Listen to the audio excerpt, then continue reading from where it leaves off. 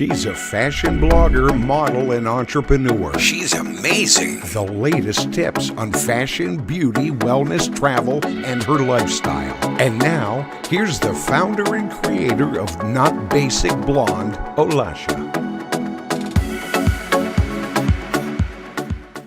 Hi, Carlos. I'm so excited to have you on my podcast. How are you today? Good. Thank you so much for being flexible and patient with me. I just gave you a rundown of some of the stuff we got going on, right? So, and I can't wait to get into all of that. But I just want to say that as a human being and as a spirit, as a soul, your energy was just very magnetic. You know, when I saw you, right? Because we both spoke at an event out in Atlanta, right?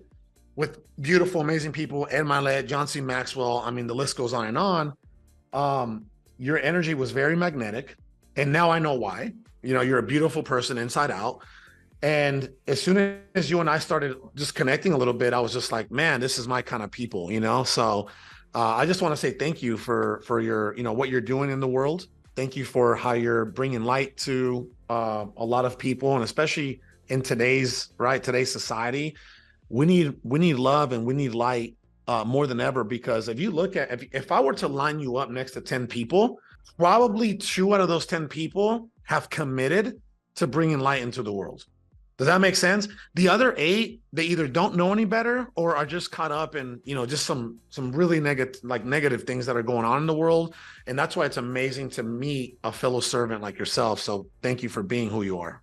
I appreciate your feedback, and I so appreciate your kind words. Your story inspired me, and it was so deep and just incredible.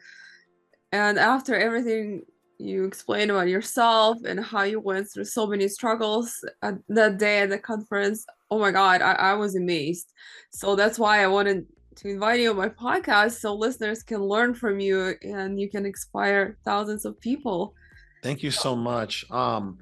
As you know, it's funny. I don't intentionally keep. I intentionally do keep it, but it's never. This is the first time I ever actually show this picture like on a podcast, right?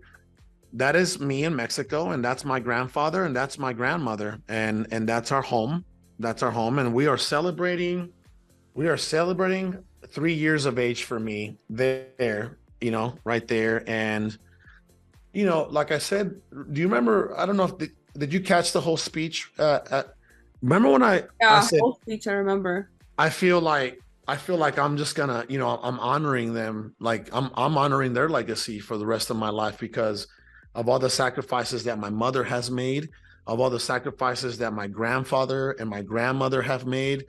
There's just so many people that were counting on me, and maybe they weren't counting on me. Maybe they didn't know what I was going to do or what I was going to be, but they played a major role in everything that I am and everything that I have and everything that I do now.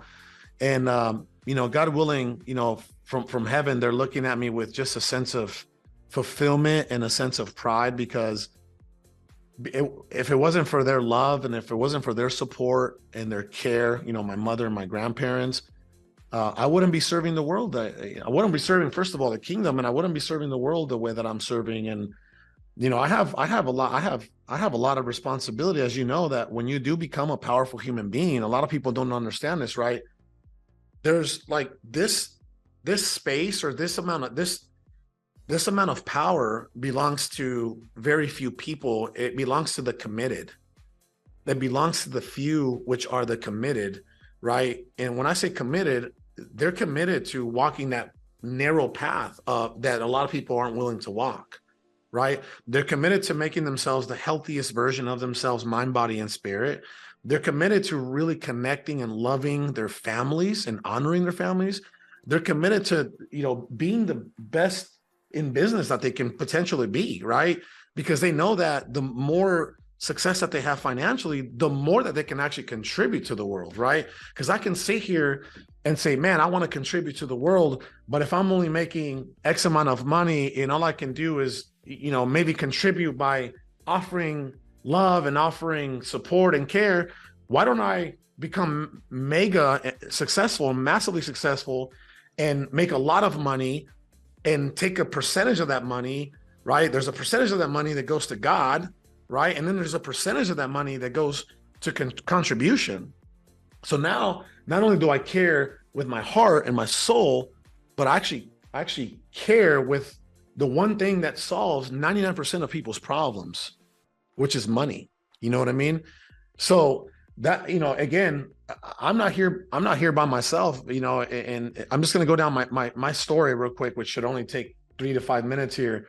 I was born in Mexico, which is south of the United States of America. It's a country located south of the US.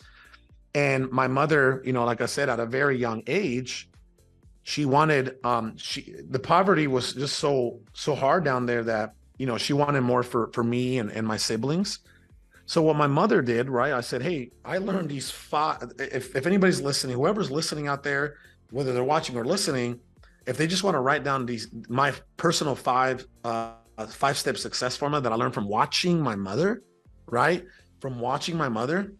Well, my mother was a visionary. Her vision was to change our lives and, you know, give us an opportunity in America, right? So this is the 5-step success formula that I learned from watching my mother. Number 1 is vision. Number 2 is commitment. Number 3 is sacrifice. Number 4 is work ethic. And number 5 was perseverance. And I can actually go down that line, right? Vision, she had the vision to do better for her and her children. Commitment, she was so committed that she, as a single mom, right? Because she left my father too, because my father was abusive and an alcoholic and a drug addict. So my mom didn't want that for her children. I mean, my mom is a lioness when it comes to her children. So, you know, she left my father. And then, you know, when she left us with our grandparents at this age for 2 years, right? Well, it's because she was committed. She was committed to the vision she had for her family. Number 3 is sacrifice. As you can see, it's not easy for a mother to leave her little cubs or little children with grandparents for 2 years. What mother, are you a mother, by the way? No, not yet, but I grew up with my grandparents mostly because my parents worked all the time and they got married when they were young. So I know how it feels, but I mean, I don't know how it feels for the mother, but I know how it feels for Well, when you, God willing, when God blesses you with beautiful, amazing, healthy children, and then you see this, or you get to feel this love that is unmatchable by anything else. Because I have children. I have a 10-year-old daughter and a 4-year-old daughter. Nice. All right, they're all over. Check this out. Right, look at this. Wow, that's so beautiful. My little babies, right? So when you get to have children, you know that once you have them, you can never leave them. Like you just wouldn't feel like yourself. And my mom had to make that sacrifice to make this happen, right? And number 4 is work ethic. My mom, man, like she worked 2-3 jobs at the same time, to the point where she didn't even get to enjoy us as children. She didn't even get to enjoy us as kids. She didn't even get to enjoy us as teenagers. She didn't even get to enjoy us as young adults because she was constantly working. 2 jobs, 3 jobs, night shift, right? Graveyard shift, 3-4 hours of sleep, and right back to serving food at a cafeteria in an elementary school. She would get out of that, you know, come home for 1 hour. Or I don't even know how she did it. You know, I don't even know how she did it. And, you know, she made it happen, which is number 5, perseverance. She never gave up. You know how easy it is for someone to just say, man, I can't, I'm a single mom. I can't do this. You know, this isn't healthy. I can't work 2-3 jobs. And she had no time for herself. 0 time for herself. Over a decade, it was just her providing for her children. And, you know, it's funny because, again, that's the 5-step success formula that I learned from watching my mother, right? But what people don't know is that the first time that she brought us over to America, she literally was holding, just like I explained on that stage, she was holding my little brother with her left hand, and she was literally carrying, like dragging me, you know, holding my hand to get to the first time that we came over was California. It was San Diego County. There was a little border called San Isidro next to Tijuana, TJ. We went through there. Well, we attempted to go through there. We got caught. We got kicked out. Then we went to my aunt's house in TJ, Mexico. 48 hours waited, came back. We made it. We crossed. And we only lasted less than a year in California before we were completely wiped out financially. And we had to go back to Mexico, right? So we had to go back to Mexico. And her and I, at this point, I'm in the third grade. And we come up with the plan. When you're in the third grade, by the way, you're about 8, 9 years old, right? And we come up with the plan because now we had tasted the land of milk and honey. We had tasted America. We had tasted electricity. We had tasted, running water. We had tasted green grass. You know what I mean? Like, it was just a whole different world. It was like a fantasy world back in the 90s.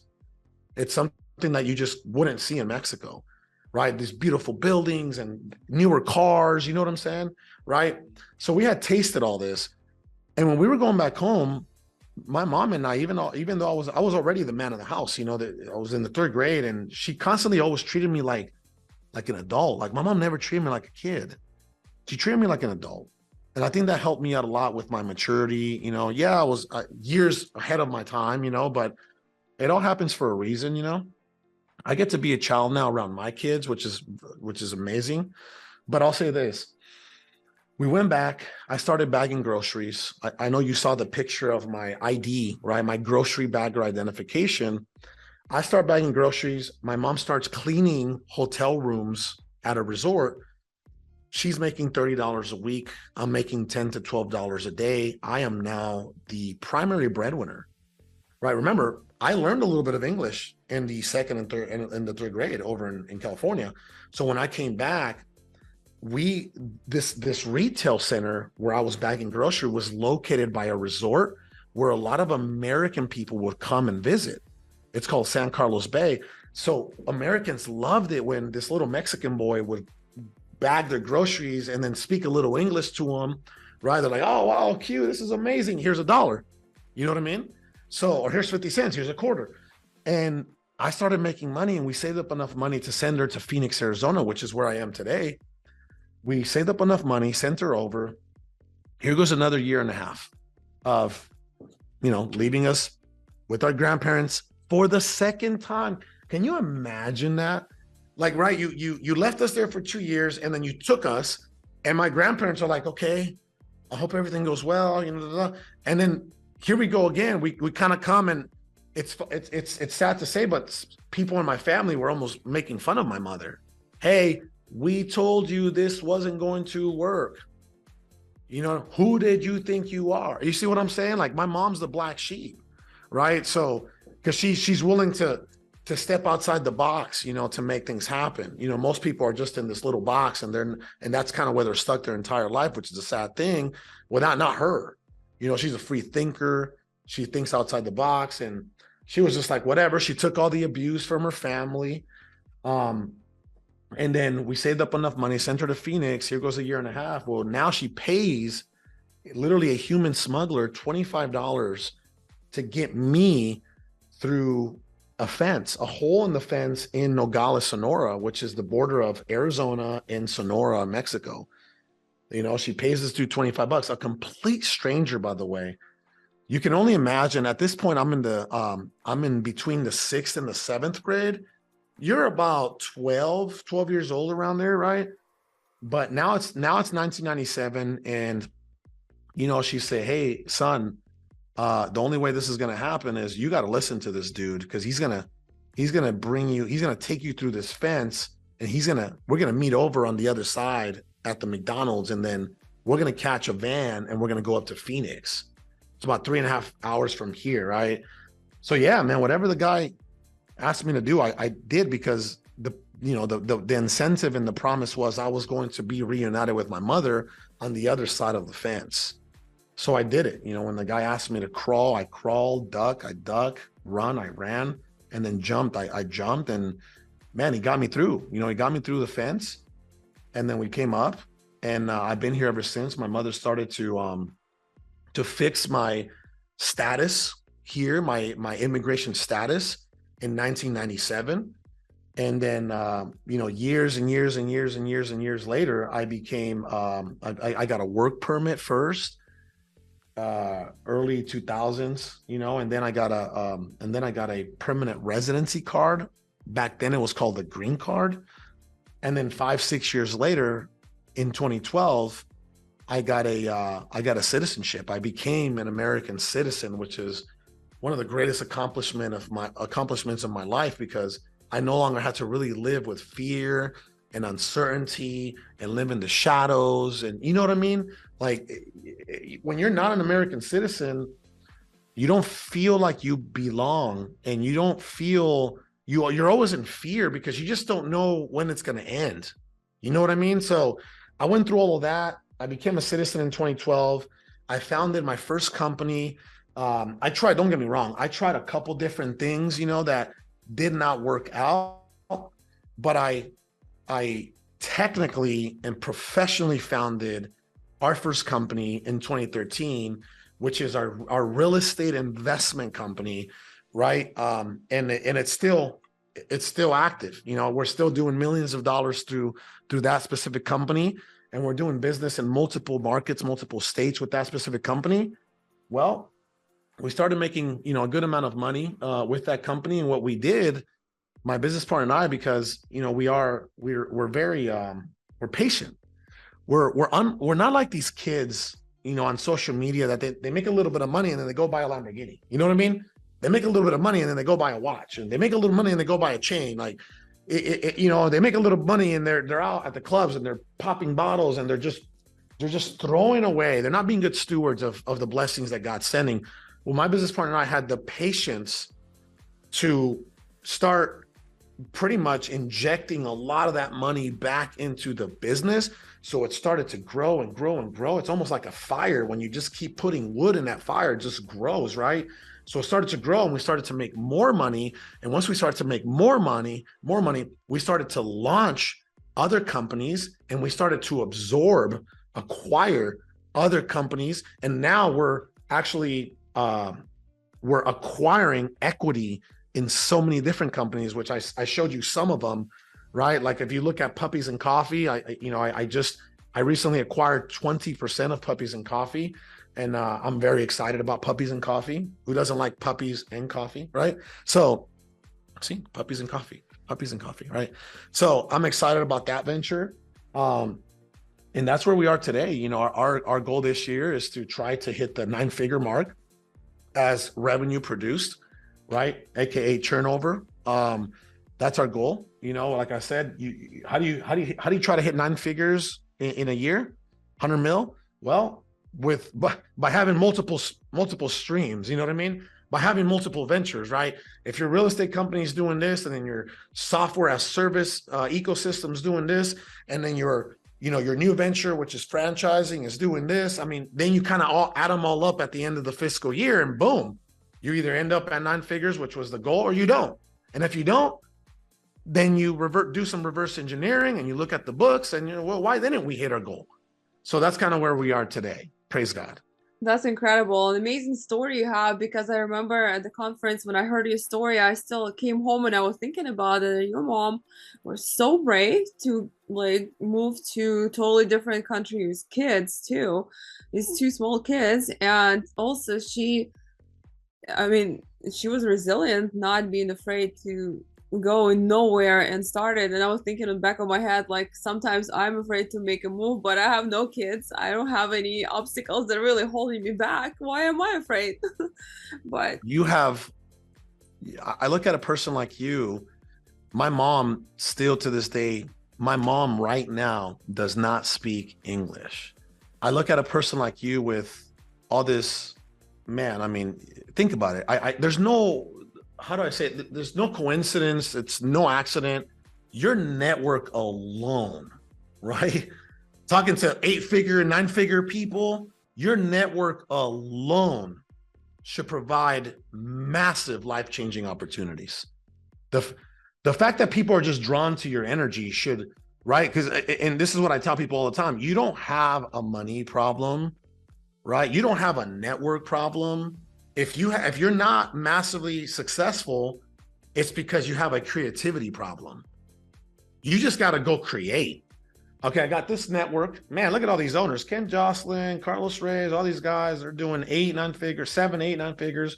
Then you got you as the person in the middle, and then you got all these other potential ventures. All you got to do is get creative and connect, the X's and O's, and you're going to be able to accomplish whatever you want, So I have no doubt in my mind that you're going to massively achieve some pretty good stuff. So I'm happy to see that.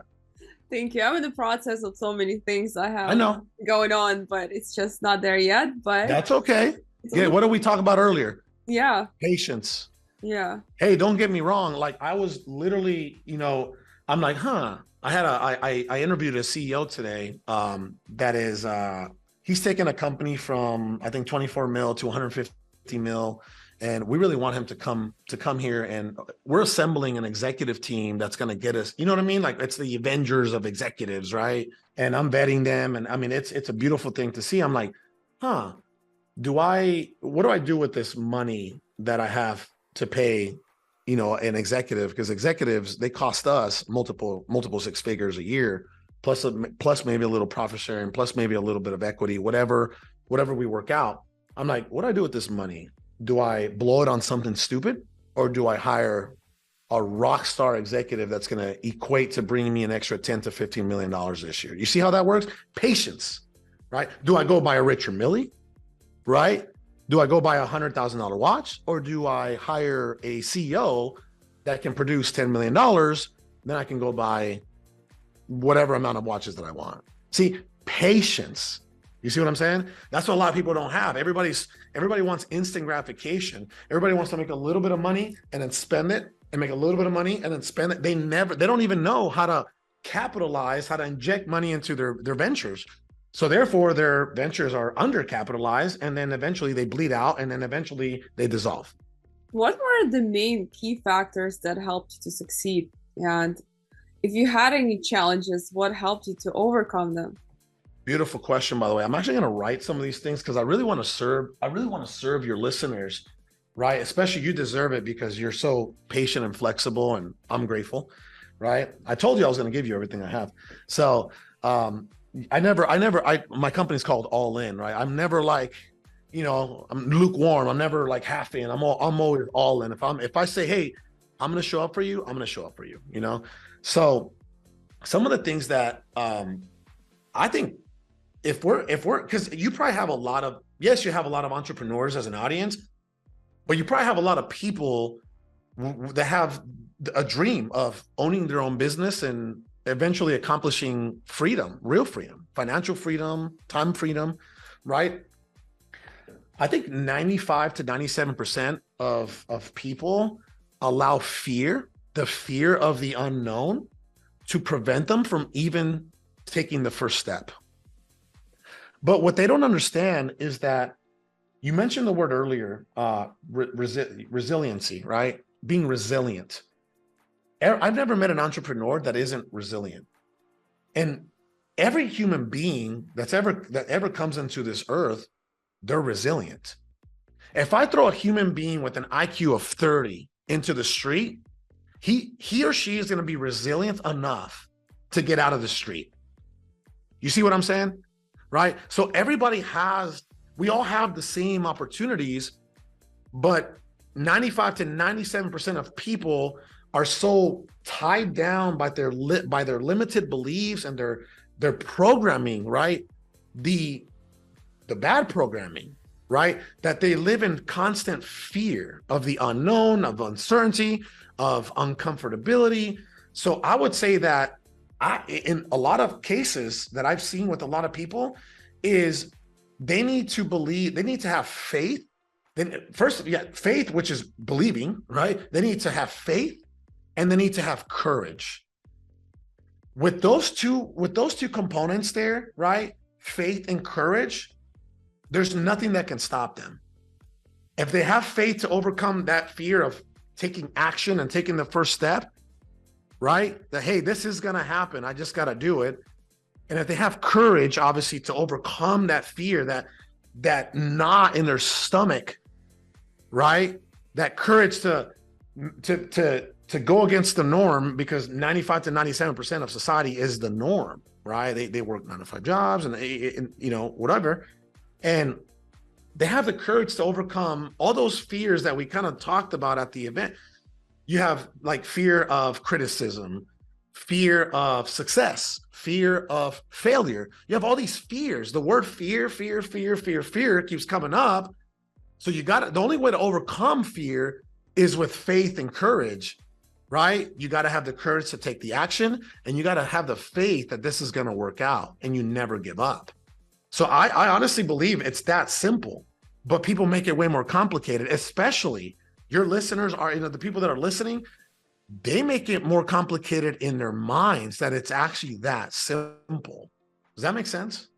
Yeah, it does. And fear of success, it can be actually huge, because depending on your family or where you grew up and what your parents told you, that could be one as well, because that could affect you. And fear of success could be that someone does not feel worthy of success. So it's just all these fears, like you said, they're always in the way. And if you overcome them and be actually really bold to step it up and level up, then it's nothing is really nothing stands in your way.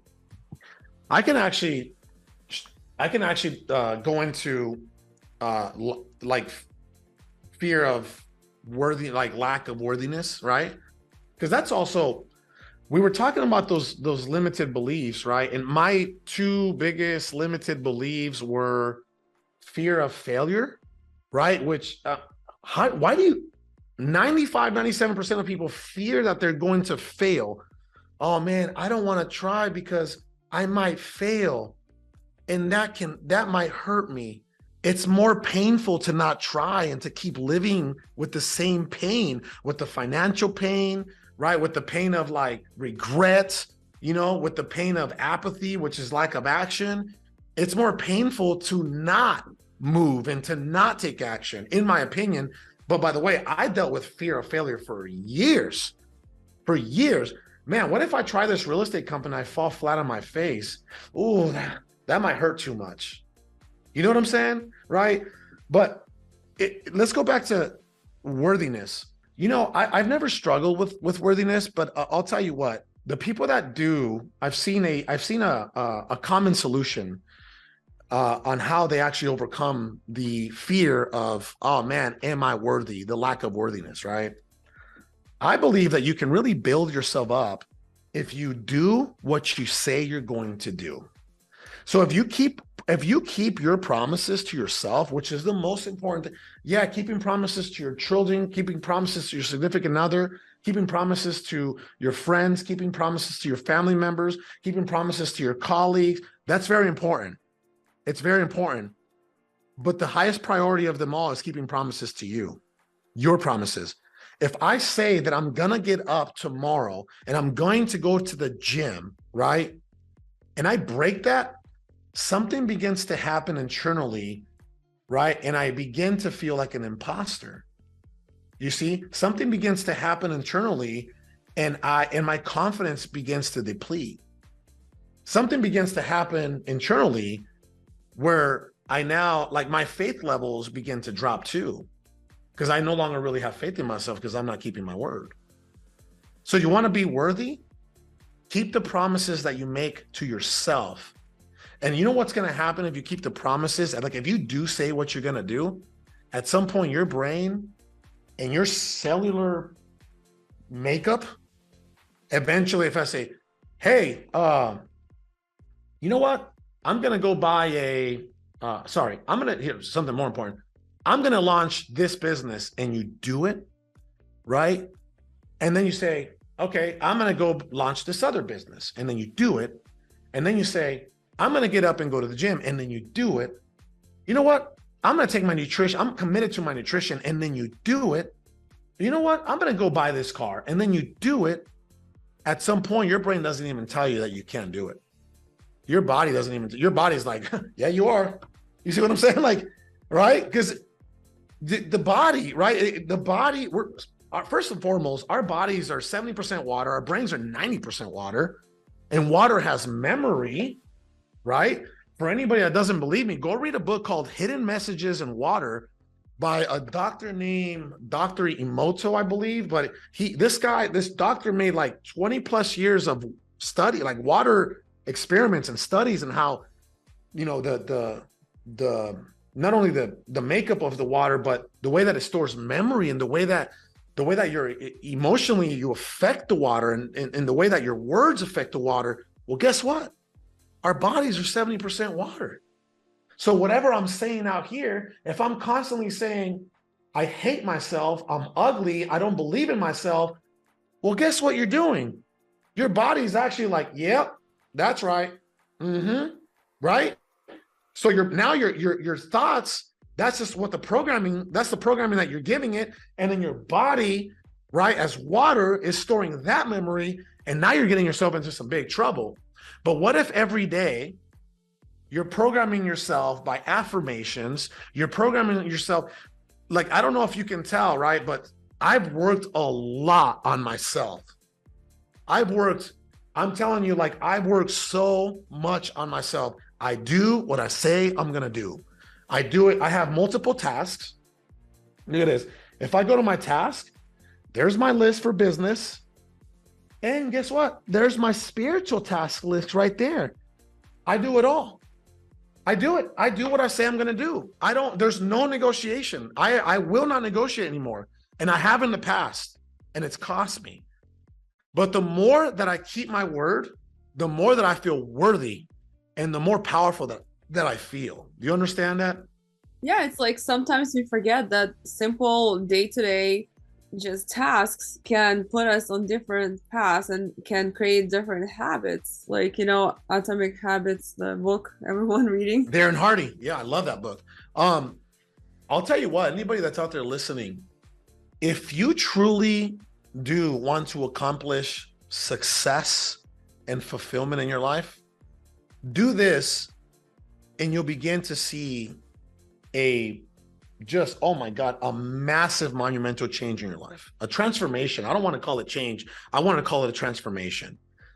For the next 90 days, if you do every single thing that you say you're going to do, watch what happens for the rest of the year.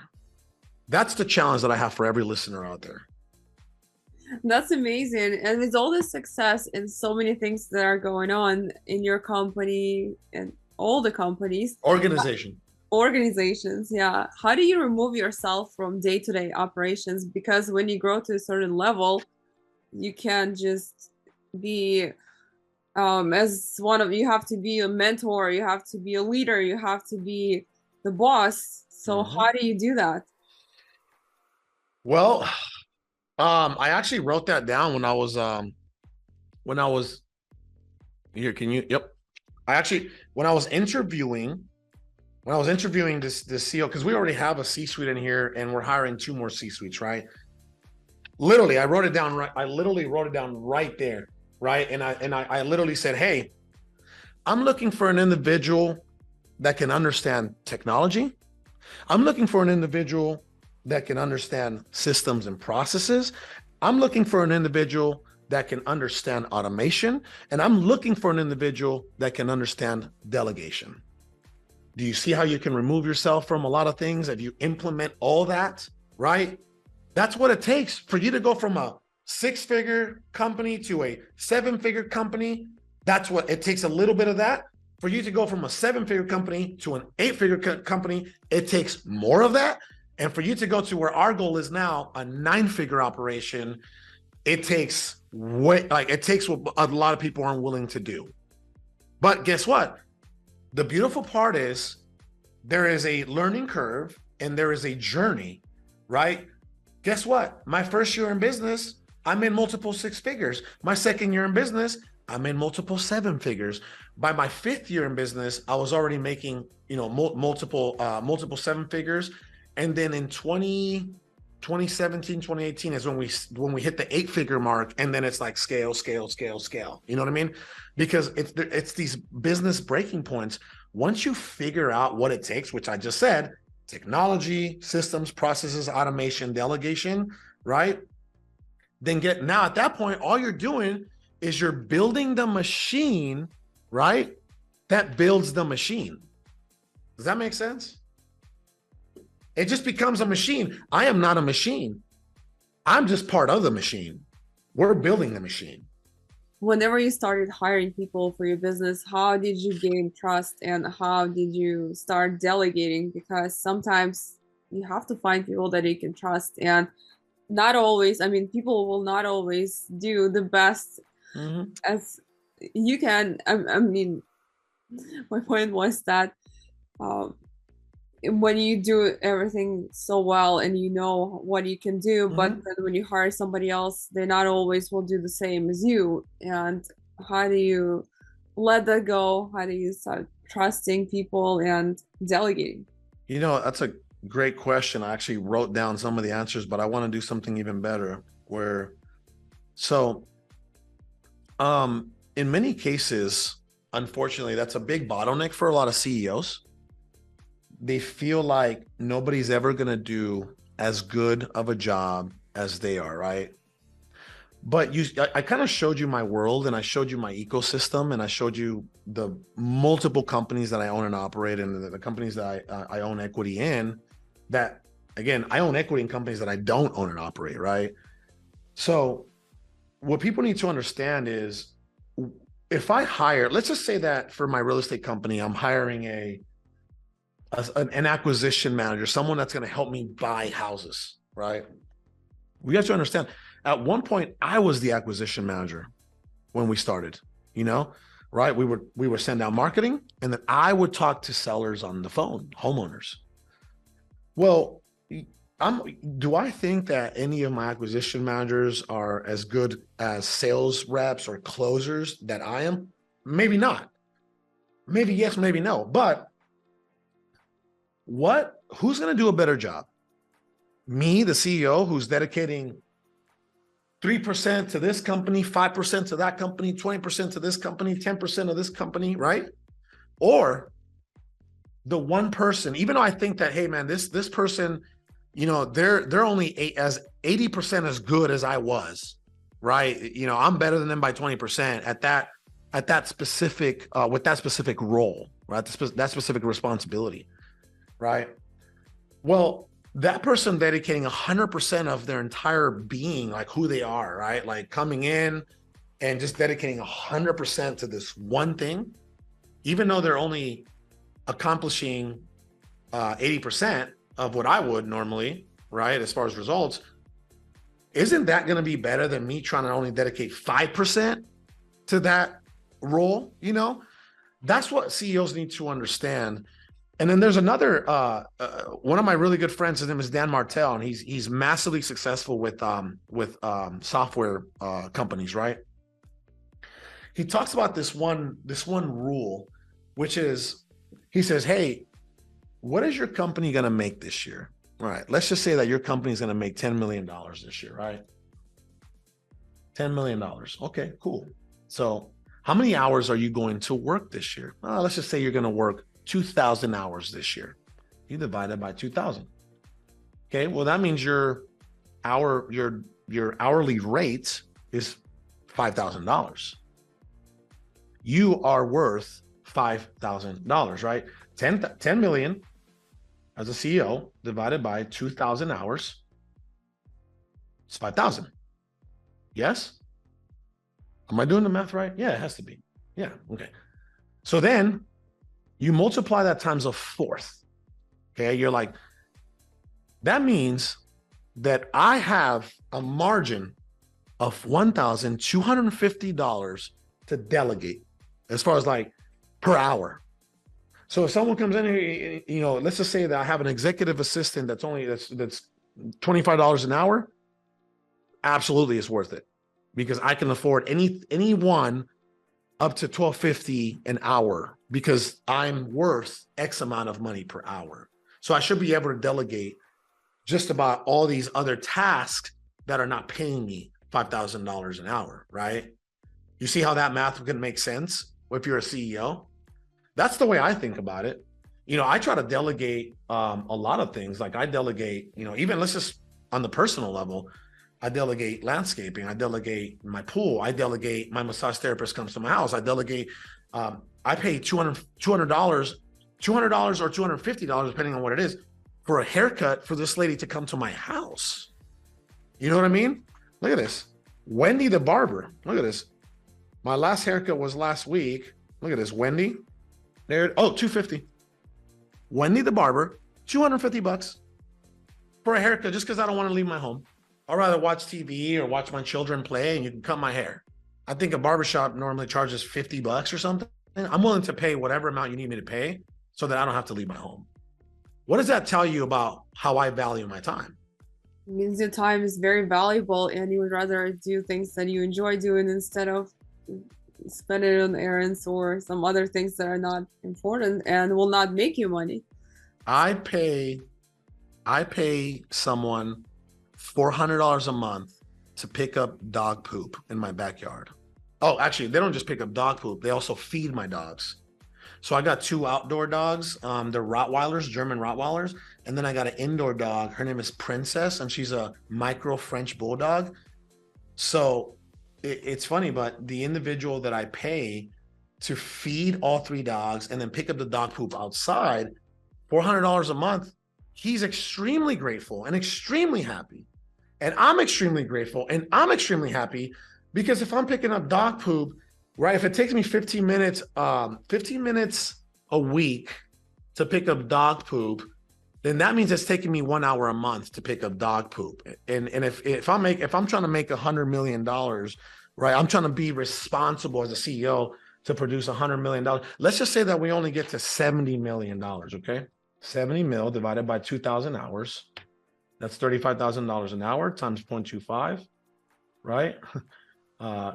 Yep, I can afford $8,700 to start delegating things.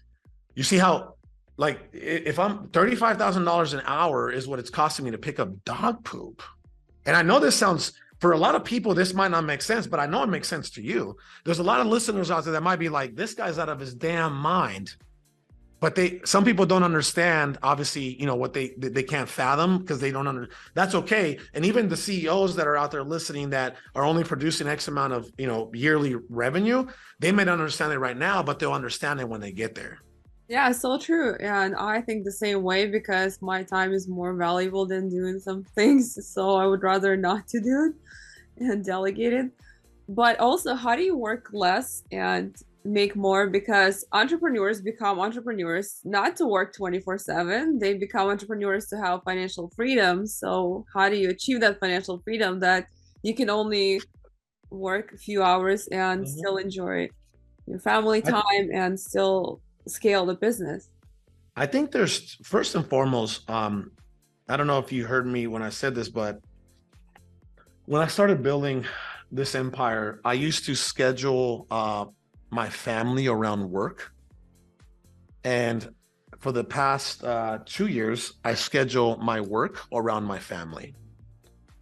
I get here at 10:30, and as soon as we're done with this podcast, I'm going home. And guess what? I got a massage today at 8 o'clock.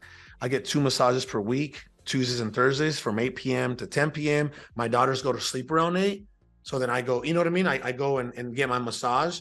By the way, side note, if you are having a tough time loving yourself, or even practicing any type of spirituality, which I believe that the first step to spirituality is self-love, you should try consistently getting a massage, because that is what did it. That's what started it for me back in 2017.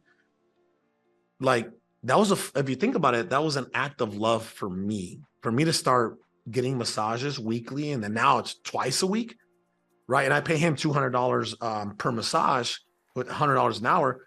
My massage therapist makes $200, $400, $600, $800 a month off good old Carlos. Right. But it's okay, because guess what? Guess what that does for me? It allows me to perform at a much higher level. That's what people don't understand. That, like, I remember, Gary Brecka, Gary Brecka. I went to the Porsche Design Tower in 2021. I got it on YouTube. You just look at Gary Brecka, Carlos Reyes. I paid this man like $30,000 or $40,000 to do some extensive treatments, right? And when I was done, there was two people that asked me like, man, why did you pay all that money to do these treatments? I said, because I'm worth $1 billion. You know, what's 30, I think it was 30 some thousand dollars. What's 30 some thousand dollars to a guy that's worth $1 billion? And by the way, I'm not worth $1 billion, but in my mind, I'm worth $1 billion. You see what I'm saying? Right? So $800 for massages and $400 to clean up dog poop and all, you know, landscaping and all that. Guess what? That's because that's who I am and that's who I'm becoming. It's already happened. Time just hasn't caught up. You know what I mean? So it's like, this is where I am. Here, I'll show you my past, my present, where we are right now, and then my future. See? This is my past that makes up this, which is me, my present, my past, everything that I do right now, everything that me and you are doing right now will eventually dictate our future. It will create our future. And then where we are right now will become our what? Our past. So it's like, if I'm going to be $1 billion man, I better start. Why wait? Why wait? Right? So, yeah, that's, I really work less, make more. That comes down to, I think it's, you know, and you're not going to dial it in you're not going to dial it in listen, every entrepreneur out there, every founder out there, year 1, year 3, maybe even year 5, right? They're going to have to put in that trench work, that groundwork. But eventually, if they really dedicate themselves and apply themselves to really becoming real business owners, and they're constantly developing and evolving their business acumen, they're going to figure out how to massively, right, like multiply and make more and work less. So at first, when you become an entrepreneur, you're working a lot and you're not making a lot. You want this to start shifting. You want this life to start shifting like this. Look, that's where I am right now. You know what I mean? But that's just what it is. You know, that's where we are today. Yeah, I totally agree with you. And it's totally worth it to delegate services and totally worth it to create financial freedom for yourself and to work. Because you can have financial freedom. I think I had financial freedom my first year. Yeah. To me, financial freedom is not having to worry about how I'm going to pay the mortgage this month or the rent this month, or how I'm going to pay the electricity bill this month, or my car payment this month, or my insurance payment this month, right? That's financial freedom, to not have to worry and stress of how I'm going to pay for my life, my lifestyle, my bills. That's financial freedom. I think that's the first thing that gets accomplished. But a lot of entrepreneurs, a lot of founders, a lot of business owners never actually achieve real freedom, which is the freedom of time. And then they're massively successful, but their marriages are broken because they couldn't free themselves. They couldn't liberate themselves from the day-to-day work. You know what I'm saying? They're massively successful financially, but they are consumed by their day-to-day, and now they've allowed their health they let go of their health. You see what I'm saying? Like, I believe in having it all. I believe in having it all. I believe in having your health. I believe in having your family. I believe in having a connection to your family, right? I believe in having love in the house and creating a beautiful, harmonious vortex in the home where it almost recharges you every single time that you're around your family. I believe in massively achieving financial success. I believe in creating, planting seeds and cultivating beautiful, amazing relationships. I believe in having it all. That's what I believe in. Maybe everybody has their own different belief system. That is what I believe in right now. Yeah, that's a great point. And I think it's very important to kind of have a balance, but there is no actual balance. Do you believe in balance, or what do you think about it? I believe in offsetting. Mm. So think of a bicycle, right? Because I'm teaching my 10-year-old how to ride a bike right now. Well, what happens is when you're pedaling, what happens? You pedal down with your right, what goes up? Your left. You pedal down with your left, Your right pedal goes up. If try getting on a bicycle and balancing out those pedals. See how long you last balancing and see how far you get. Do you see why offsetting is a much better strategy? If I have a really full productive week, like I did last week, let me just tell you, Saturday I saw you, right? We spoke last Saturday at the event. Was it last Saturday? I don't even know when it was. I think it was last Saturday, right? So we spoke at the event in Atlanta. And by the way, that was one of my biggest speaker challenges because I had to go right after Ed Milet. Did you not notice that? Did you know Ed Milet went for 75 minutes and then I came on for 45? He did, but you did such a great job. I didn't notice the difference. So that's a great sign. Thank you, Lord. I've been preparing. I love Ed, and Ed is like a mentor to me, and we text every now and then. I'm not one of those people that is. I have my own empire I'm building. You know what I mean? I'm not sitting there like, hey man, what's going on? Can you? No, I'm building my own empire, and God bless him. I run into him obviously, and you know, he's one of the people that I actually model after. Like I listen to him because there's few people like I haven't heard a lot of like Tony Robbins stuff. My guys are like Ed Milet. I like Brad Lee. I like Andy Frisella. Like those are some of the guys that I kind of model after, but I'm a whole different animal with a whole different story. You know what I'm saying? Right. So anyway, yeah, that was like one of my biggest challenges, obviously in Atlanta. So in Atlanta, I went after Ed Milet, but I had prepared for it, everything. Like you have no, man, like I started preparing for that day, the day before, you know what I mean? And if I can go down into the details of how I prepared as a speaker to bring that energy and that engagement. But that's like a whole item line of all kinds of different things. But anyway, so that week, Saturday, I saw you, we spoke in Atlanta. Monday, I came to this is my office. This is my building. We own this place, right? It's 10,000 square feet of just beautiful harmony. So Monday I came here, I had multiple meetings, right, with different companies and different leadership. Then Tuesday, I fly to Utah to raise $2 million for our new franchise venture.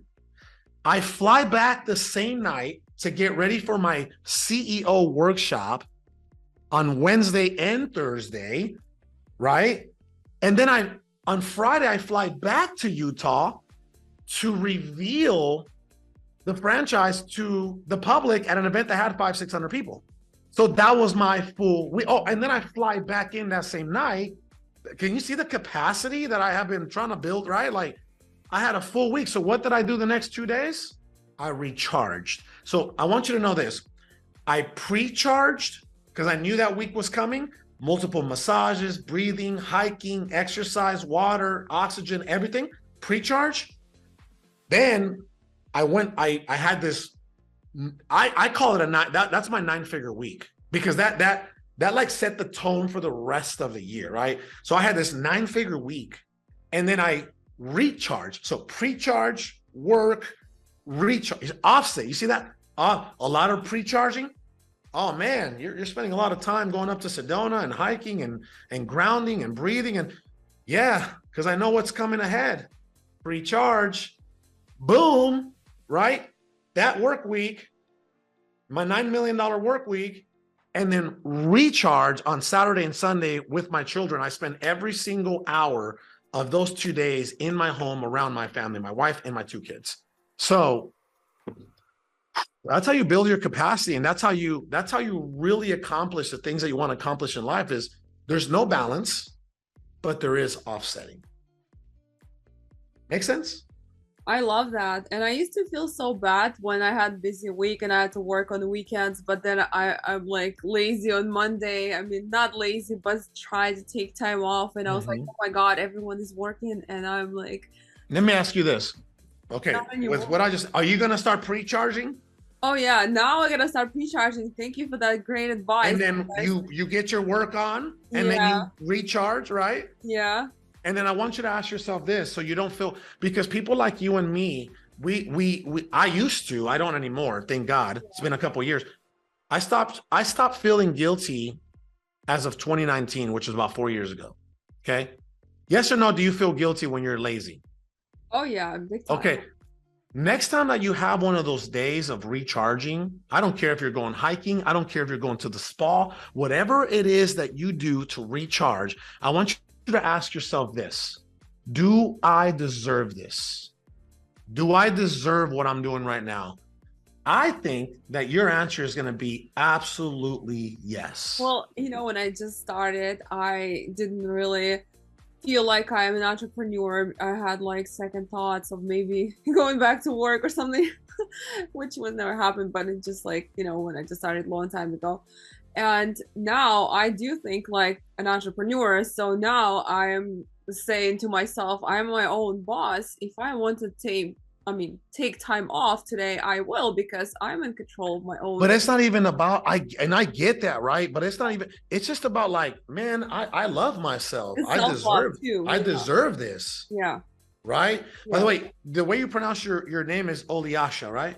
Yeah. Oli? How do you say Oli? What do you say? How do you? My full name is Olga, but I go by Olya, and everybody calls me Olyasha. So I like Olga. You know why I like Olga? no, I don't, because in America they can, like in Spanish they can pronounce it like Olga. Olga. Yeah, but in English, so one of my aunt's name is Olga. Yeah, they can say it nicely, and it sounds so bad. I was like, it doesn't match me. So you like Oliasha? Yeah. It's actually a very exotic name, so you should probably run with that. I like the Oliasha. Right. Oliasha. Yeah, that's what my loved ones, my friends called me. And they used to call me when I was little too. And yeah, I like it. Either name actually, Oliasha sounds very like fancy and exotic, It's kind of cool. And it matches the podcast, by the way. Yeah. Thank you. You know what you should name it? I know it says Not Basic Blonde, right? Right? Not Basic Blonde podcast. Yeah. Yeah, the Not Basic Blonde podcast. But it should be like Not Basic Blonde podcast with Oliasha. Oh. I like that. My brand is Not Basic Blonde, so I go by, some people call me Not Basic Blonde, not by my name.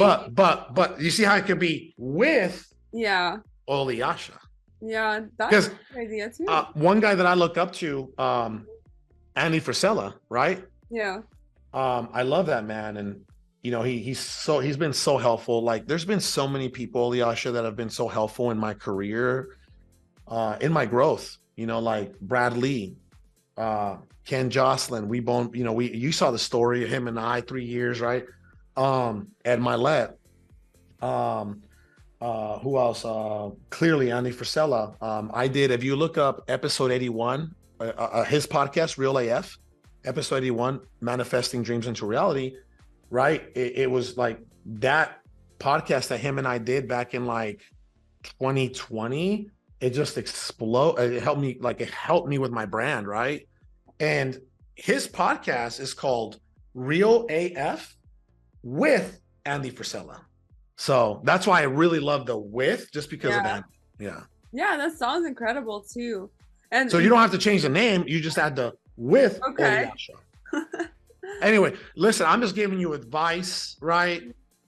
You can keep, I love Not Basic Blonde, but I like your name too. And I think that, you want people to start calling like your name. You want your name out there. Like when I launched my personal podcast, right?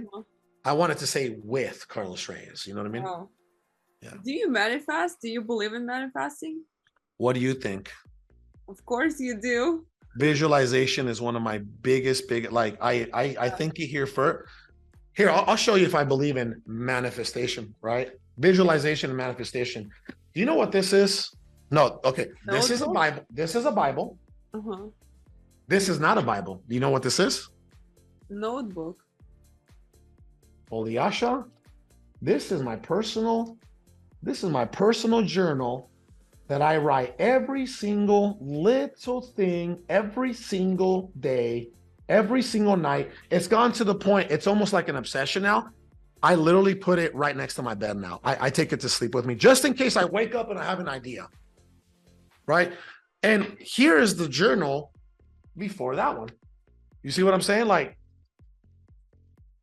you see, it's like, I keep these journals one day are going to be passed on to my kids, and they're going to be able to read like, holy smokes, that they literally have a history of dad. You know what I mean? So it's going to be kind of cool. That's incredible. And what's the best advice you can provide in entrepreneurs? Start now and take action and delay your gratification. When you start making money, be very responsible, be very strategic, track every single metric that you can, your key performance indicators across everything in your business. Hire as soon as possible.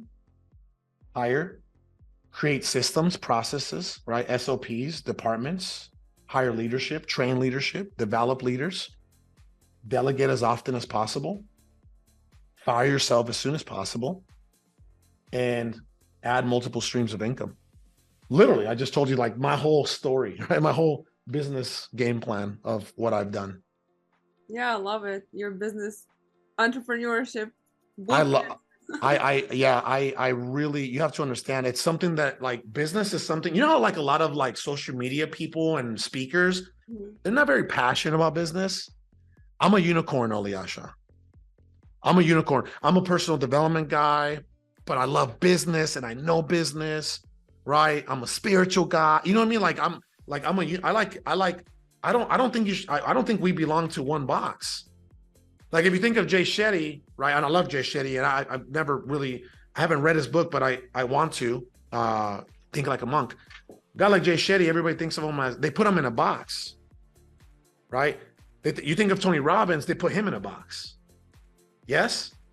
Dean Graziosi, they put them in the personal development box, right? I'd never want to be in a box. When I am a real estate investor, but I'm not a real estate investor. You know what I mean? Right? I never wanted to be put like, you know, my buddy Pace Morby. Everybody thinks of Pace Morby as a real estate guy. I never wanted to be a real estate guy. I'm not a real estate guy. You know what I mean? I am a man of whatever God has for me. I'm diverse. I'm a neurodivergent. I think outside the box. I create, you know, I imagine, I visualize, I manifest. I'm a neurodivergent. I'm the same way because I'm in fashion, but I have a business side too. I have entrepreneurship podcast, and I spent 8-9 years before I became a public figure. I've done IT project management. So by looking at me, everybody would never. You never want to be put in. You don't. That's so boring to be labeled. That's one thing, right? Yeah. You're like, dude, I'm way more. Like in your case, I'm way more than some type of fashion person. Yeah. Right. I'm way more than that. You know, I'm like a human how being. They say influencer. I was like, I'm not an influencer. I have a brand. Speaker. Oh yeah, she's a speaker. Yeah. Oh, she's an influencer. I don't like being put in a box. No. Yeah. So true. And where can our listeners find you? Your social handles, all your information. At Carlos Reyes, CarlosReyes, at Carlos Reyes. And yeah, if anybody ever has any questions with anything, whether it's life or business, I will always be a servant leader for the rest of my life, because that is the anointing that God has on me. And I have to keep my feet on the ground and keep my head on the clouds, right? And I really have to serve people. I think that's something that obviously God has anointed me with, to serve people for the rest of my life. And I'm okay with that, as long as He continues to give me the strength to endure it. Love it. Thank you so much, Carlos, for being my guest. And thank you so much for sharing your story and providing so much great information. Thank you. Oliasha, I'll talk to you soon. God bless you, okay? Thank you.